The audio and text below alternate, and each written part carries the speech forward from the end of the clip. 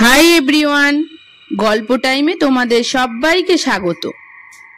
আজকের যে ঘটনাটা তোমাদের শোনাতে যাচ্ছি সেটা কোনো লেখকের লেখা নয়, বরং দুজন মানুষের জীবনে ঘটে যাওয়া এক ঘটনা। এই গল্পটা যখন রিহার্সালের সময় আমি প্রথম পড়েছিলাম তখন আমি নিজেই হতবাক হয়ে গিয়েছিলাম। এই ঘটনাটির আমি একটা নামকরণ করেছি, অদৃশ্য বন্ধন। এই নামটা কতটা যুক্তিসঙ্গত তোমরা কমেন্টে জানিও। তোমাদের অনুরোধ রইল গল্পটা মনোযোগ সহকারে শোনো এবং দেখো।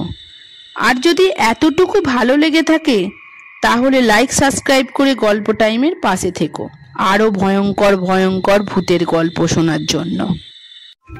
আজকের ঘটনাটি পূর্ব বাংলার সবুজে ঘেরা এক ছোট্ট গ্রাম ধবলপুরের।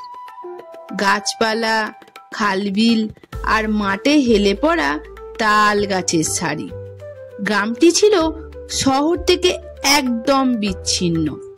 এই গ্রামে বাস করত দুই বান্ধবী, মাধবী ও মালতী। ছোটবেলা থেকে একসাথে বড় হয়ে ওঠা ওদের। সকালে নদীর ঘাটে জল আনতে যাওয়া, দুপুরে গাছতলায় বসে আচার খাওয়া, সন্ধ্যাবেলা পুকুর পাড়ে এসে গল্প করা। একজন আর একজনকে ছেড়ে থাকতেই পারতো না। সবাই বলতো এক আত্মা দুই শরীরে।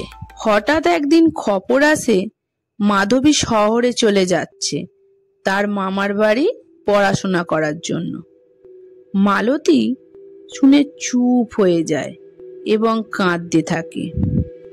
মাধবী চুপি চুপি এসে বলে, তুই মন খারাপ করিস না, আমি আবার ফিরে আসব, রোজ তোকে চিঠি লিখব।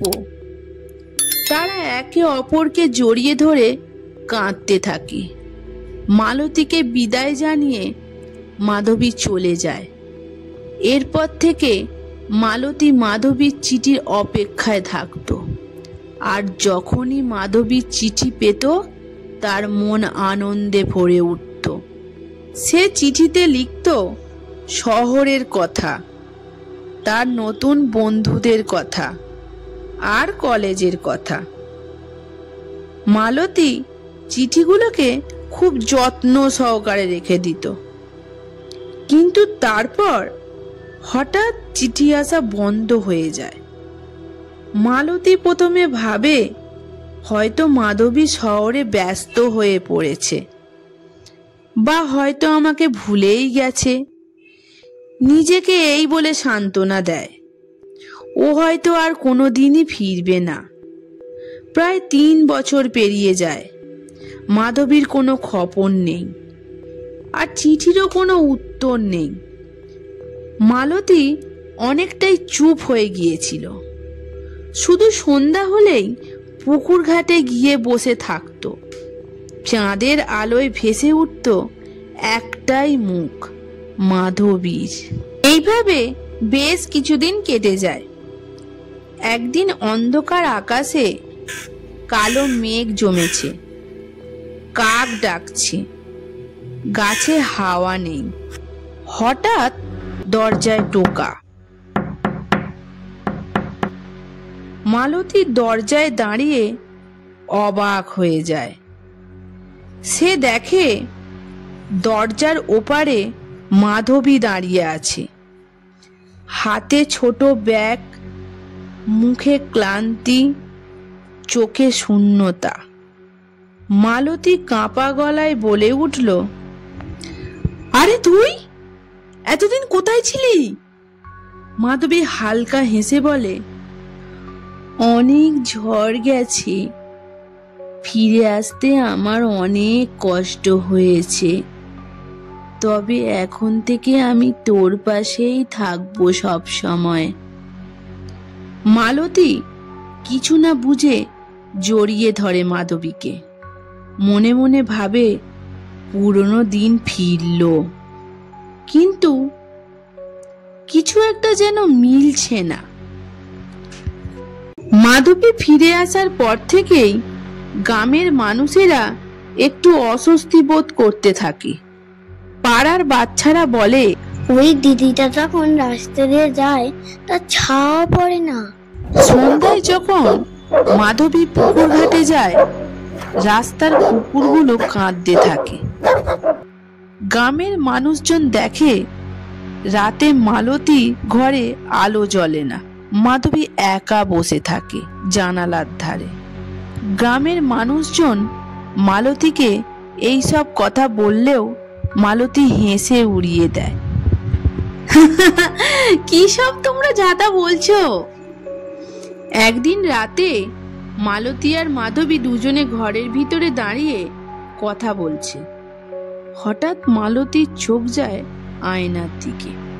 সে দেখে মাধবীকে আয়নায় দেখা যাচ্ছে না। সে ভয় পেয়েও সে নিজেকে এই বলে সান্ত্বনা দেয়, ও হয়তো আমার চোখেরই ভুল। সে মাধবীকে জিজ্ঞাসা করে, ওই তোর মুখ এত বিবর্ণ কেন? মাধবী হেসে বলে, আলোটা আর এখন সইতে পারি না, তোর কাছেই ভালো থাকি। আর একদিন মালতী গভীর রাতে জেগে দেখে মাধবী জানালার ধারে দাঁড়িয়ে একভাবে তাকিয়ে আছে গ্রামের কালী মন্দিরের দিকে। মুখে হাসি নেই, অন্ধকারে জ্বলছে তার দুটি চোখ। একদিন মালতী সকালে বাজারে যায় এবং সেখানে গিয়ে দেখা হয় কানাই কাকার সঙ্গে। তিনি মালতীকে দেখে চমকে ওঠেন। আরে তুই মালতী না, মাধবীর বান্ধবী? তিনি জিজ্ঞাসা করেন। মালতী বলে, হ্যাঁ কাকু, মাধবী তো এখন আমার সঙ্গেই আমার বাড়িতেই আছে। কিন্তু কানাই কাকুর মুখটা ফ্যাকাশে হয়ে যায়। ফিস ফিস করে বলেন, আরে এসব তুই যাতা কি বলছিস? মাধবী তো মারা গেছে 4 মাস আগে রোড অ্যাক্সিডেন্টে। আমরা তো অনেক চেষ্টা করেছিলাম তোকে জানাবার, কিন্তু তোর সঙ্গে কোনো রকম যোগাযোগ করে উঠতে পারিনি। তার কান মাথা ভোঁ ভোঁ করে ঘুরতে থাকে। সে জোরে বলে, মিথ্যে, তুমি ভুল বলছো। ও আমার ঘরেই আছে, ও আমার সাথেই আছে। সেদিন রাত্রে মালতী ঘরে ঢুকে দেখে মাধবী তার বিছানায় বসে আছে। মাধবী ঠান্ডা গলায় মালতীর দিকে তাকিয়ে বলে, তুই সব জানতে পেরে গেছিস তাই না?